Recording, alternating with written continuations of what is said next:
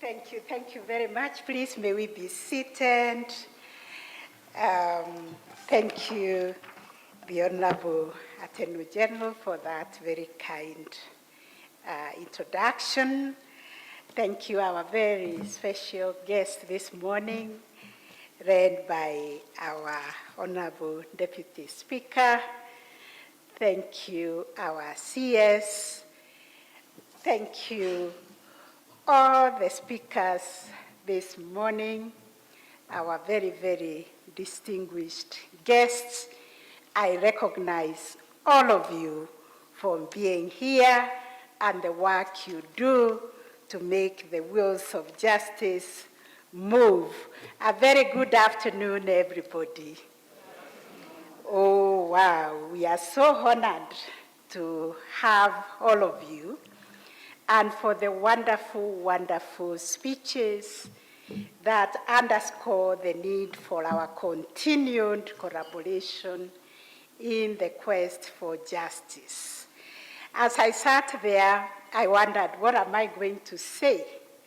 Because our special guest has spoken to the topic and to the need for us to continue working together.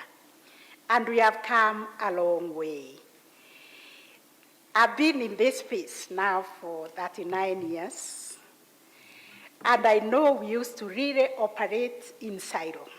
The judiciary alone, the police alone, the DPP alone, the AG alone, and how it was difficult because we kept on blaming each other when things did not work. We never even came to celebrate when things worked.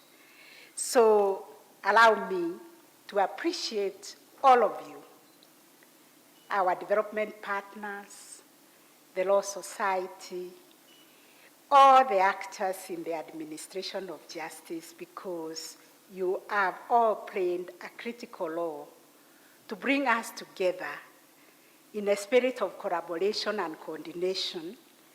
And by, we are eliminating competition because we are realizing that we are all owning a critical part of this, we call it chain link, and it is always as strong as it is at the weakest point. And when one is at the weakest point, we are ready to recognize, like we have all recognized. Our weakest point is the fight against corruption in our society, and we must address it, all of us. We called you, our CS, as a special guest because we recognized what you did in Jukwaa ya Usalama. We always do it as the judiciary. You remember in January we had the Judiciary Dialogue Day. And at the Court Users Committee, we are always trying to bring everybody together.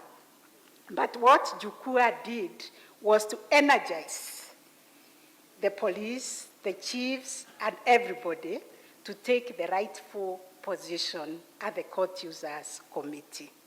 And there they will be asking, why are things not working? So thank you very much for that, because that brought out the need for a complete Marshall Plan for the justice sector. It is an expensive venture for us to build those police stations, to build those courts. The other day, a young judicial officer was giving us our own experience of going to work in those courts where we do not have an infrastructure, and she has to walk with her high heels to a pit latrine with her tight skirt and her high heels. So, I mean, it's the same. So we need this infrastructure, both for the police stations, for our prisons, and for our courts. So allow me to adopt and write on the protocols and say to all of you, thank you for taking time to join us to launch the two landmark justice sector documents that define our collective achievements and strategic direction of our justice sector. We agreed along the way that we are all champions of justice, that everybody wants to experience justice, and therefore it is a common good. The Administration of Justice in Kenya Annual Report 2024-2025 and the Monitoring, Evaluation and Learning Guiding Framework for Kenya's justice sector is a contribution and a journey we have all worked together. I want to thank the committees of NCAJ. You have been thanked before, you have been recognized, but this is really your effort because our secretariat is very thin. I've never seen a secretariat that is so thin on the ground in terms of human resource capital and also financial capital, but it is able to deliver so much. Let us really appreciate these committees and our secretariat for coming up with many, many documents, including what we are launching today, which embody our commitment as a justice sector to accountability to the people of Kenya and our quest for continuous improvement in service delivery. As we sit here, we should always remind ourselves we are the apex. At the grassroots level, the court level, we have the Court Users Committee that mirrors exactly the people who are seated here. And we must work hard and ensure those court users committees, like the CS has recommended, should work with the Attorney General's kiosk for legal aid, and we must render justice to our people. Because that is what is required of us by our Constitution, that the justice system must be accessible, it must be transparent, accountable, and anchored under the rule of law. This is the vision also of the NCAJ that aligns with Kenya's Vision 2030, including the Sustainable Development Goals, especially goal number 16 on peace, justice, and strong institutions, as well as goal number 17 on partnerships. AG, this approach also encompasses your bottom-up approach vision of the government, because this is the vision of the government, that looks at the people on the bottom, the people on the lower end, and seeing how can we ensure they too access justice? How can they be uplifted? How can they live a life of dignity?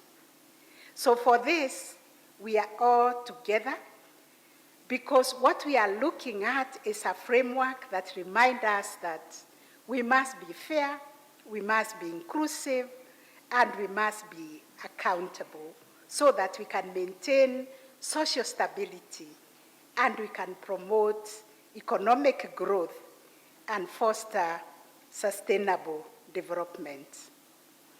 CS, I'm not afraid of meeting anybody because I'm well grounded under the mandate that I execute as the Chief Justice. The Constitution of Kenya tells me about the separation of power, reminds me of the oath of office I have taken, and everybody, state officer, including the president, has taken an oath to protect the Constitution. So I'm not scared of any meeting or meeting anybody, because I cannot be compromised. I've always said my independence is not like corona, so that when I meet with the people, they will be infected or they will infect me. We are going to be speaking about the administration of justice, what it is that we can do to strengthen the cogs of justice and the wheels of justice. So anytime, please call us for that meeting as NCAJ.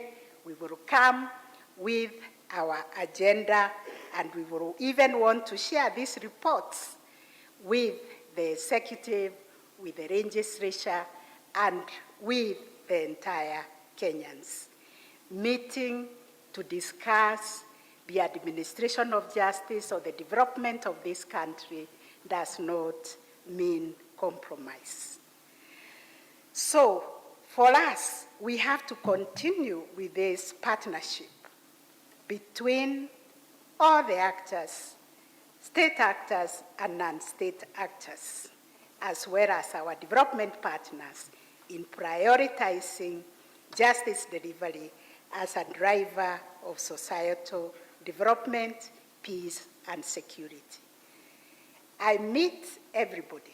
I've met development partners, and they have told me they are here to represent the interests of their countries.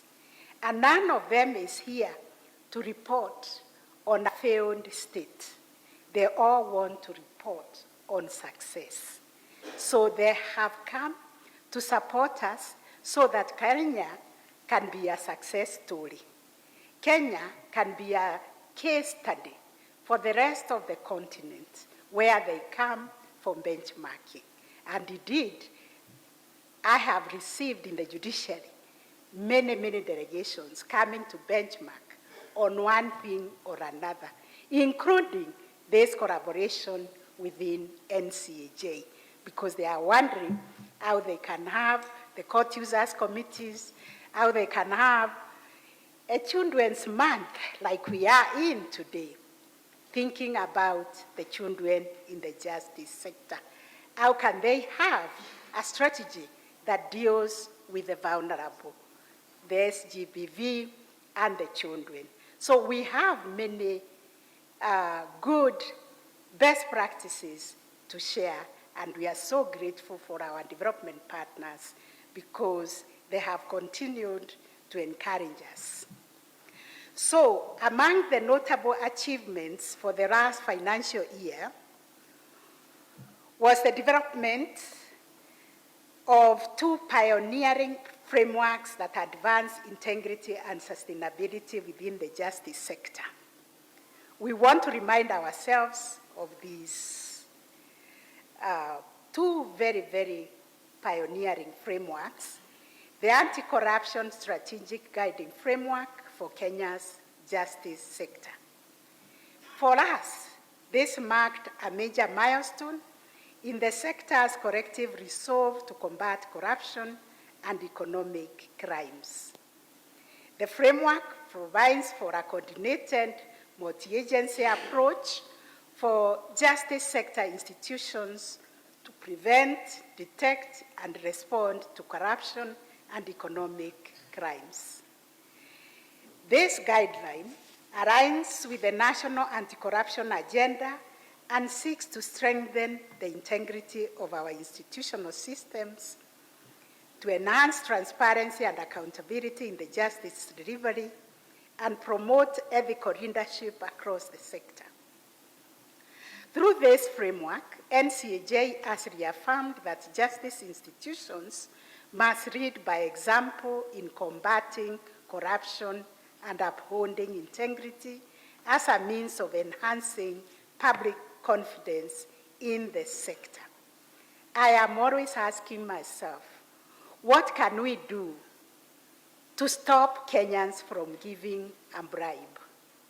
Because we have laws that criminalize corruption, bribery, and all that. We need a national conversations with Kenyans so that we can come to an agreement in one accord that Kenyans are not going to give a bribe, And when they are asked for a bribe, they are going to report it as a crime. My mind goes back to when, in 2003, I think, when the NAC government came into power.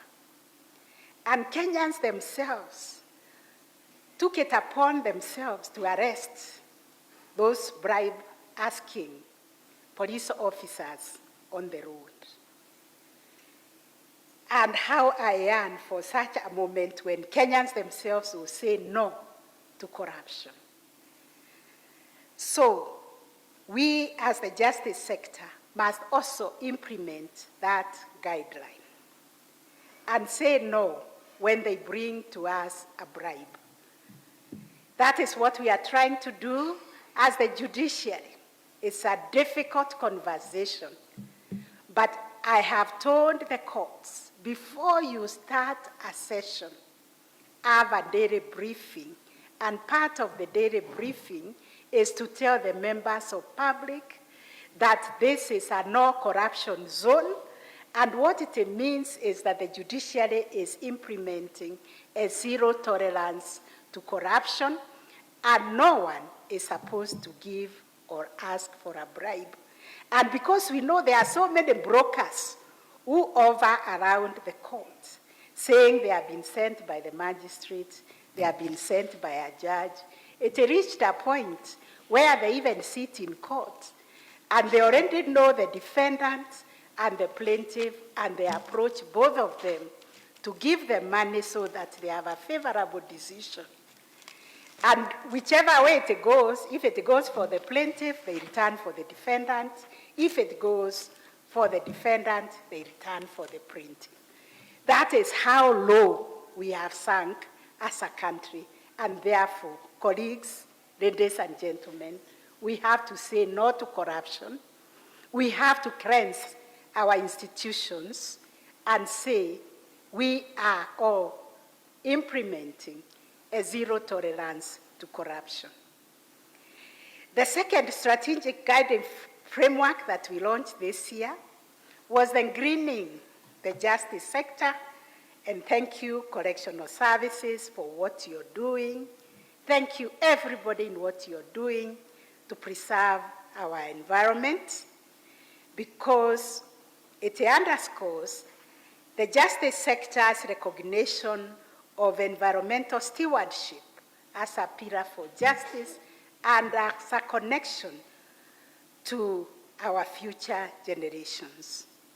It seeks to mainstream climate consciousness, sustain resource use and eco-friendly practices in our operations as actors in the justice sector. This initiative reflects the justice institution's broader commitment to intergenerational equity, ensuring that in dispensing justice today, we are also safeguarding the rights and the well-being of our future generations. The report also records significant strides in enhancing institutional capacity through investment in human capital, ICT infrastructure, and financial management. The report recognizes and acknowledges the efforts being made around the country by all the justice actors coming together as court users committees and grassroots forums that continue to bridge the gap between the justice institutions and communities. Through the court users committees and other grassroots forums, we ensure that we connect with them because we are serving them, we are their servants, and ensuring that justice is not a distant ideal, but a reality. As the Executive Director highlighted, the annual report has identified numerous strategic priorities for the year 2025-2026, because for us in NCAJ, we look more into the future. For us to effectively implement these priorities, we are delighted that we are also launching the Monitoring, Evaluation and Learning Guiding Framework for our justice sector. Since inception in 2011, the NCAJ has developed, disseminated, and implemented diverse policy, legal, and administrative reforms. However, despite the progress we have made in this reform arena and the coordination of the justice system, one of the challenges has been determining and measuring the impacts of these efforts on the society. We have done all this, but how has it changed the ordinary mwananchi, the ordinary justice seeker? What difference has it made? In the judiciary, we also ask ourselves that question, Honorable CS. How are we impacting positively to the society? How are our judgments and rulings changing and helping our society remain on the trajectory of ensuring there is rule of law, security for everybody? So our monitoring and evaluation running guiding framework represents a cultural shift towards evidence-based decision-making, performance tracking, and adaptive learning within the justice sector. By institutionalizing this monitoring and evaluation across the justice sector agencies, we will ensure that progress is not left to perception and rhetoric, but will be anchored in measurable outcomes. And for us, this is a significant step towards rebuilding public trust. Long are the days when we end on independence of the judiciary, on the decisions that we make. That independence is spoken in the same wording and sentence. It goes with accountability. So looking ahead to the year 2025-2026, we at NCAJ remain committed to deepening reforms and consolidating our achievements and working together to support each other. We have very little resources in the judiciary, especially for legal aid, for our pro bono briefs. But Honorable Attorney General, we have said we are ready to give you that budget which comes to the judiciary so that you manage the pro bono, the legal aid services also in the judiciary. Because we appreciate that is your mandate. We just came in to fill in the gap when the legal aid was not working. Now that you have operationalized it, please, CRJ, transfer that budget to her and let her administer pro bono and the entire legal aid services, because that is your mandate. So our strategic priorities will include, among other things, upscaling the fight against corruption, and this I'm happy to note. The IG also, my brother, you are able to launch the anti-corruption committees within the police stations. It's a good step. Let us start somewhere. Digitize the OB so that we know the people who are being taken to the police station, they are recorded in the OB, which we can all track.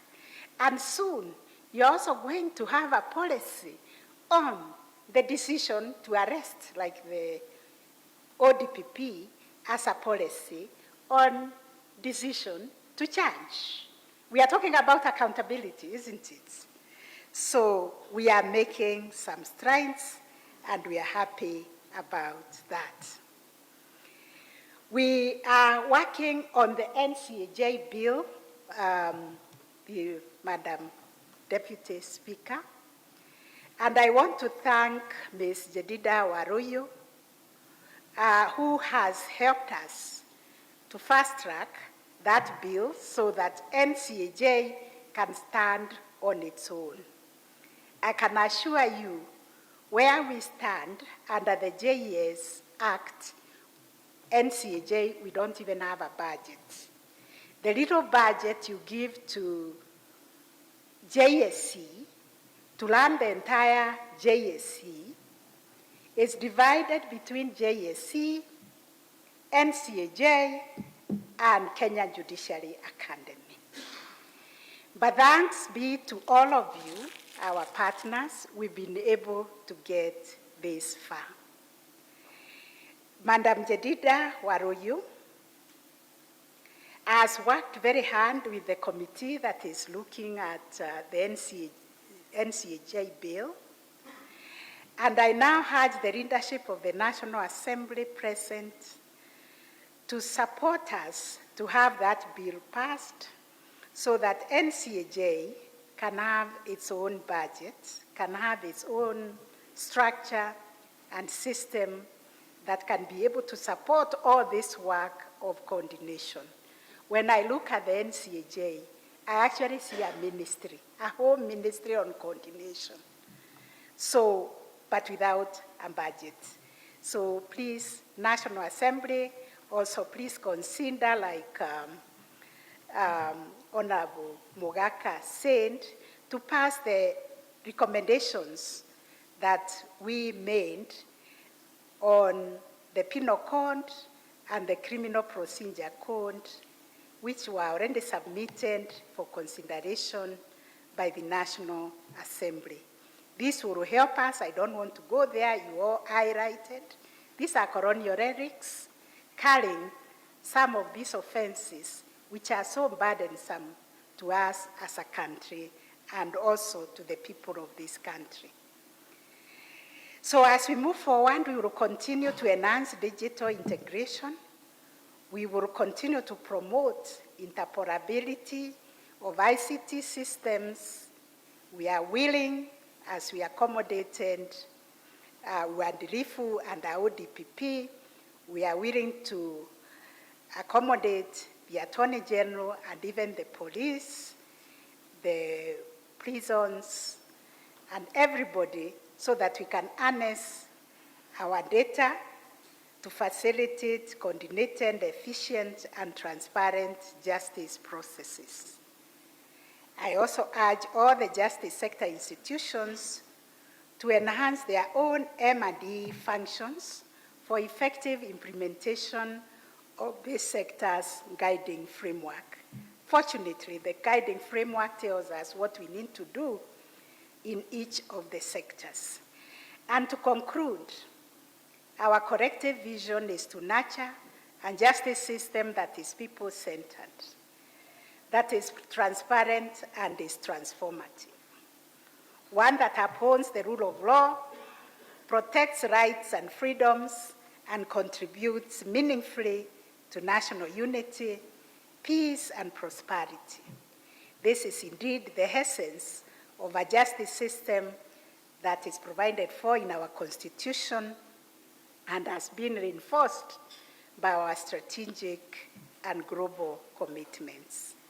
I take this opportunity to express my deepest appreciation to all the NCAJ member institutions, the NCAJ Secretariat, the working committees, the court users committees for their handwork and collaboration. We were criticized one time that NCAJ is heavily leaning on the judiciary, but we welcomed everybody. That's why we have the DPP as the vice chair, and we have the council members who are ends of the institutions. But this is by the design of the Court Users Committee that is run by the judiciary that generates all the issues that we deal with. At NCAJ, we always say the more the merrier. Everybody is welcome at the NCAJ. And as we move forward, I urge all the justice sectors and actors, both state and non-state, to sustain this momentum. Let us continue to resource and implement the priority programs outlined in the report and also in the MEL framework we are launching. Let us also embrace innovation, learning, and shared responsibility as we work towards a justice system that reflects the aspirations of every Kenyan. I thank all of you for your unwavering dedication to justice, and to the people of Kenya for giving us this opportunity to serve them and be of service to them. May our shared efforts continue to build a just, peaceful, and prosperous nation. I thank you all, and God bless you.